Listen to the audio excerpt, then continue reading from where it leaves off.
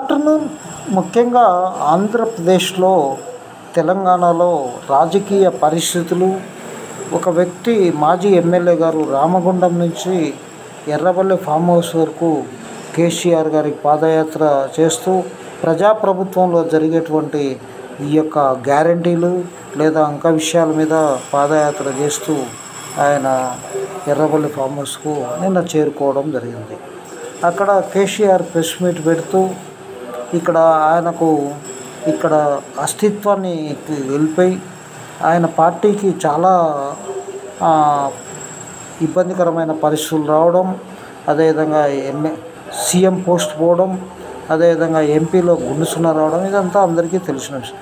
అయితే ఇక్కడ ఊహాగానాలు, పత్రికల్లో రాసేటువంటి వార్తలు, కూటమి ప్రభుత్వము ఏదైతే ఆంధ్రప్రదేశ్లో జగన్మోహన్ రెడ్డిని ఓడించి అధికారంలోకి వచ్చినటువంటి పార్టీలు ఏదైతే ఉందో బీజేపీ, అదేవిధంగా జనసేన, అదేవిధంగా పార్టీలు 3 పార్టీలు జనసేన, తెలుగుదేశం, బీజేపీ, ఈ 3 కూడా పార్టీలు తెలంగాణలో మనము పోటీ చేస్తే అధికారం రాబోతుందా, 27 కానీ 28 కానీ, 27 వస్తే కామన్ ఒక ఓటు నినాదం, ఒక రాష్ట్రం ఒక ఓటు, అదేవిధంగా ఒక నేషన్ ఒక జెమినీ ఎలక్షన్స్ పెట్టాలని కేంద్ర ప్రభుత్వం ప్లాన్ చేస్తోంది.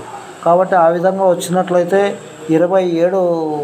2027లో రావడం కానీ, ఇంకా ఎంపీ సీట్లు పెంచడం కానీ, పునర్విభజన ఇవన్నీ కూడా జరిగే అవకాశాలు ఉన్నాయి.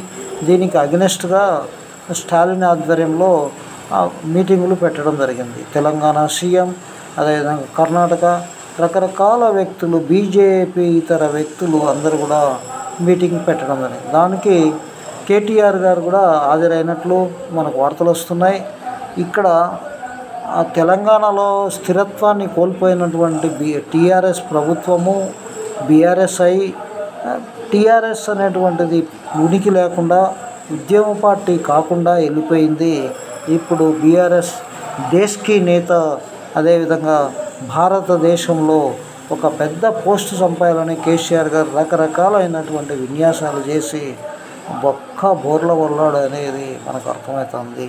ఆంధ్రప్రదేశ్లో జగన్మోహన్ రెడ్డి నమ్ముకున్నాడు, కర్ణాటకలో దేవగౌడ నమ్ముకున్నాడు, మహారాష్ట్రలో కొన్ని ఇట్లా రకరకాల వ్యక్తులను ఢిల్లీలో నమ్ముకొని రైతులకు నష్టపోయిన డబ్బులు ఇచ్చాడు, అడ్వర్టైజ్మెంట్ చేశాడు.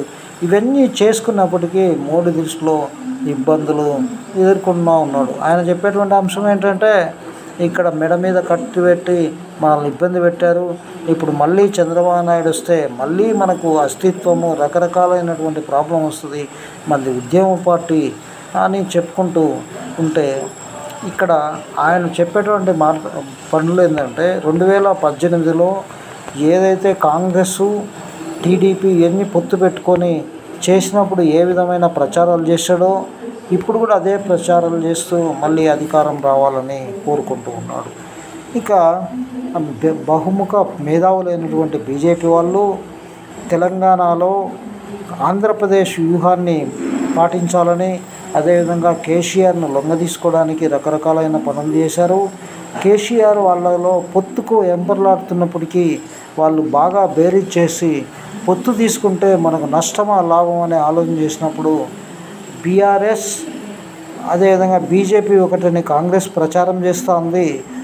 ఇక్కడ రకరకాలైనటువంటి ప్రాబ్లమ్స్, ఈక్వేషన్స్ గుర్తుపెట్టుకుంటే మనం ఎవరితో పొత్తు అక్కర్లేదు, కేవలం మనము ముగ్గురము ఆంధ్రప్రదేశ్లో ఏ విధంగా చేశామో తెలుగుదేశం, బీజేపీ, జనసేన ముగ్గురు నిలబడితే రేవంత్ రెడ్డి ప్రభుత్వము కూల్చాలని కాదు, కానీ రాజకీయంగా ప్రజాస్వామ్యబద్ధంగా ప్రజాపాలనలో నిలబడి గెలిచి ఇటు ఒకే దెబ్బకు కాంగ్రెస్ను, ఈ బీఆర్ఎస్ను ఇంటికి పంపించే అవకాశాలు ఉన్నాయని చెప్పి వాళ్ళు ఆలోచన చేస్తూ లీకులు చేసి ఇస్తారా లేదా అనేది గమనిస్తే అక్కడ చంద్రబాబు నాయుడు ఢిల్లీలో చక్రం తిప్పుతున్నాడు.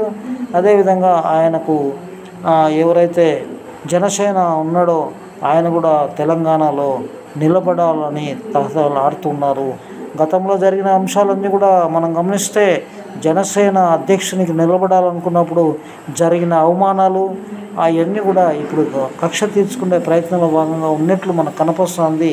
దాంట్లో భాగంగానే అన్ని పత్రికలు కూడా కోడై కూస్తూ ఈ యొక్క 3 పార్టీలు ఈ విధంగా తెలంగాణలో నిలబడే అవకాశాలు ఉన్నాయని, వాళ్ళకు మెరుగైన ఫలితాలు వచ్చే అవకాశాలు ఉన్నాయని అదేవిధంగా చెప్తూ ఉంటే కేసీఆర్ కూడా ఒక పంచ్ డైలాగ్ చెప్పాడు.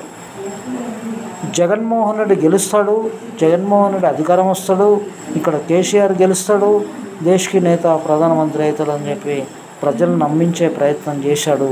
కానీ అక్కడ జగన్మోహన్ రెడ్డి చిత్తుగా 11 సీట్లకు పరిమితమయ్యాడు. ఇక్కడ అన్న కేసీఆర్ అన్న ఎంపీలు గుణసున్నా, ఎమ్మెల్యేలు 39 మంది ఇట్లా వీళ్ళందరినీ గుంజుకునే ప్రయత్నం చేస్తూ ఉన్నారు కాంగ్రెస్ వాళ్ళు.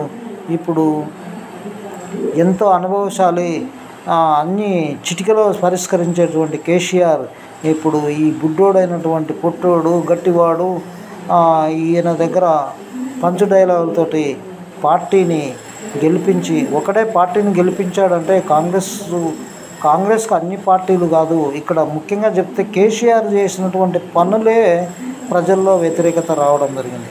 ముఖ్యంగా గజ్వేలు, కరీంనగరు, ఇక్కడనే డ్యాములు తోటపల్లి, అదేవిధంగా మిడ్మానేరు, అదేవిధంగా ఈ యొక్క కొండపోచమ్మ, మల్లన్న సాగర్ అన్నీ కూడా ఆయన కట్టుకొని 1000 కోట్లు ఆయన ఫామ్ హౌస్లోకి మళ్లించుకున్నాడు. సొంత ప్రయోజనాలతో పాటు ప్రజా ప్రయోజనంగా జిల్లాను లండన్ లాగా గజ్వేల్ను రోడ్లు చూసినా చెట్లు చూసినా అది తెలంగాణలో ఉందా అనేది మిగతా జిల్లాల నుంచి పట్టించుకోకపోవడం.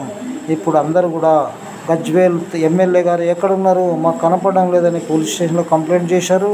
ధర్నాలు, రస్తారోకలు చేస్తూ ఉన్నారు. మీరందరూ కలిసి నన్ను ఓడించారు కాబట్టి నేను హాయిగా ఫామ్ హౌస్లో ఉన్నాను. ఈ ఫామ్ హౌస్లు ఎలా వచ్చాయి, విమానాలు ఎలా వచ్చాయి, బస్సులు ఎలా వచ్చాయి, కార్లు ఎలా వచ్చాయి అనేది విషయం రేవంత్ రెడ్డి గారు అసెంబ్లీకి రమ్మన్నాడు. నువ్వు అంత జీతం తీసుకొని అసెంబ్లీ రాకపోతే అది నేరము, క్రైమ్ చెప్తా ఉన్నాడు. అదేవిధంగా రేవంత్ రెడ్డి గారు నన్ను ఈ యొక్క మూసీ సుందరీకరణ కానీ హైడ్రా గురించి కానీ ప్రజల్లో తీసుకెళ్ళి ప్రజలకు విడమర్చి చెప్పే ప్రయత్నాలు చేయడానికి సభలు సమావేశాలు పెడుతూ ప్రజల ఏదైతే బీఆర్ఎస్ కార్యకర్తలను వారి మనోధైర్యాన్ని నింపే ప్రయత్నం కేసీఆర్ గారు చేస్తూ ఉన్నారు. అదేవిధంగా నెక్స్ట్ రాబోయేది మనమే మళ్ళా ముఖ్యమంత్రి అయ్యేది వాస్తవం. అప్పుడు వరకు మనం వేచి ఉండాలి. ప్రజాపాలన కాదు ఇది, దుర్మార్గమైన పాలన, గ్యారంటీ లేదు, ఏమి లేదు, అన్నీ కూడా అటర్ ఫ్లాప్ అయినాయని చెప్పి ఇక్కడ నీళ్లు ఇవ్వలేదు, వీళ్ళకు ఆ తెలివి లేదు, ఈ తెలివి లేదు, కాళేశ్వరం కొంగిపోతే ఇంత పోయిందని చెప్పుకుంటూ ఈ యొక్క రేవంత్ రెడ్డి పనికిరాడు, అదేవిధంగా ఈ మినిస్టర్లు పనికిరారు, కాంగ్రెస్ వాళ్ళకు బుద్ధి సోయా జ్ఞానం లేదని అసెంబ్లీలోనే కాకుండా బయట కూడా చెప్పుకుంటూ ప్రచారం చేపిస్తూ ఉన్నారు కేసీఆర్ గారు. ఆయన పని ఆయన చేయడు, ఫామ్ హౌస్లో జీతం తీసుకొని పబ్లిక్ సర్వెంట్ అనేది మర్చిపోయి కొంచెం తిట్లు తగ్గించినప్పటికీ రేవంత్ రెడ్డి గారు రెచ్చిపోతూ ఆయన ఎక్కువగా మాట్లాడుతున్నారు. అధికారంలో ఉన్న వాళ్ళు ఏది మాట్లాడినా చెల్లుబాటు అవుతుందని రేవంత్ రెడ్డి గారు అంటున్నట్టు మనకు అర్థమవుతుంది. ఇప్పుడు విలేకరుల మీద పడ్డాడు, అయితే ట్రోల్ చేసి వాళ్ళ మీద క్రిమినల్ కేసులు పెట్టి చేస్తున్నారు. మహా మేధావులైనటువంటి వాళ్ళు, 1000 కోట్ల రూపాయల డబ్బులు ఉన్నటువంటి బీఆర్ఎస్ కానీ వైఎస్ఆర్సీపీ కానీ ఈ పార్టీలు కోర్టుకెళ్ళి సిఆర్పి పార్టీ నుంచి బయటికి వచ్చేశారు. ఈ యొక్క యూట్యూబర్సు జర్నలిస్టు మీద పెట్టిన కేసు రేవంత్ రెడ్డి గారు చట్టాలను ఇంప్లిమెంట్ చేయించే ప్రయత్నంలో కేసీఆర్ గారు చాలా సఫలీకృతం అయ్యాడు. ఆయన ఉన్నప్పుడు ఏదీ లేదు, ఇప్పుడు అన్నీ కూడా చట్ట ప్రకారము రేవంత్ రెడ్డి కోర్టులో పనిచేయాల్సిన పరిస్థితి ఉన్నది. ఆ రోజు ఈ చిన్న శిక్షకైనా, ఒక ఫైన్ కట్టే కేసులకైనా ఆయన ఫోన్ టాపింగ్ అనుకోండి లేదా ఇంకోటి కానీ ఏదైనా సరే జడ్జి గారు ఎవరైనా సరే పట్టుకొని పోతే 14 రోజులు రిమాండ్ పంపించాల్సిందే. తర్వాత బెయిల్ రాకుండా వాళ్ళ అడ్వకేట్లు చూసేవాళ్ళు. ఇప్పుడు ఆ పరిస్థితి లేదు. రేవంత్ రెడ్డి అవన్నీ తెలుసుకోకుండా కొన్ని కేసులు పెడుతూ ఉన్నాడు. కానీ రేవంత్ రెడ్డి గారికి కూడా విజ్ఞప్తి ఏంటంటే ప్రజాస్వామ్యంలో ప్రజలే పాలకులు, ప్రజలకు, ప్రజల కొరకు, ప్రజల చేత ఎన్నుకోబడినటువంటి మీరు 5 ఇయర్స్ గ్యారంటీగా ఉంటారు. అప్పుడు మీరు ఏమేమి చేయాలనో ఇప్పుడు అన్నీ చేయండి. మీరు అధికారాలు అనేది సీఎంగా ఉంటేనే అధికారాలు ఉంటాయి, నేను ఒక మంత్రిని, ఎమ్మెల్యే, ఎంపీగా ఉంటే ఏ పని చేయలేనని మీరు వాపోయారు. అదంతా కూడా మీకు స్ఫూర్తిదాయకమైనటువంటి ఉపన్యాసాలు వినడం కానీ, లేదా సహచరుడైనటువంటి ముఖ్యమంత్రి చంద్రబాబు నాయుడుతో కానీ అక్కడ లైబ్రరీలో పుస్తకాలు కానీ లేదా ఉపన్యాసాలు కానీ మీరు 2018 తర్వాత మీ యొక్క మైండ్ మెచ్యూర్డ్ అయి పట్టు సాధించారు. 2018లోనే ఎప్పుడైతే కాంగ్రెస్కి పోయారో అప్పుడే కాంగ్రెస్ వాళ్ళు, రాహుల్ గాంధీ గారు మిమ్మల్ని గుర్తించి కాబోయే ముఖ్యమంత్రి అని చెప్పేసి సీనియర్లు ఎంతమంది ఉన్నప్పటికీ వాళ్ళందరినీ పక్కన పెట్టి మీకు టీపీసీసీ ఇవ్వడం, తర్వాత రకరకాలైనటువంటి మీరు చెప్పేటువంటి పంచ్ డైలాగులు, మనం ఏదైతే ప్రగతి భవన్ను ఇమీడియట్ ఖాళీ చేపిస్తామన్నాం, 9/7 ఖాళీ చేయించారు. కొన్ని స్కీములు అమలు చేస్తూ ఉన్నారు, దాంట్లో యథార్థాన్ని మీరు చెప్తా ఉన్నారు. యథార్థం చెప్పడం వల్ల ప్రజలు మిస్స్టాండర్డ్ అవుతారు. కేసీఆర్ అలాంటిది యథార్థం ఎప్పుడు చెప్పడు, బయటికి ఒకటి లోపల కూడా చెప్పే కేసీఆర్ గొప్ప.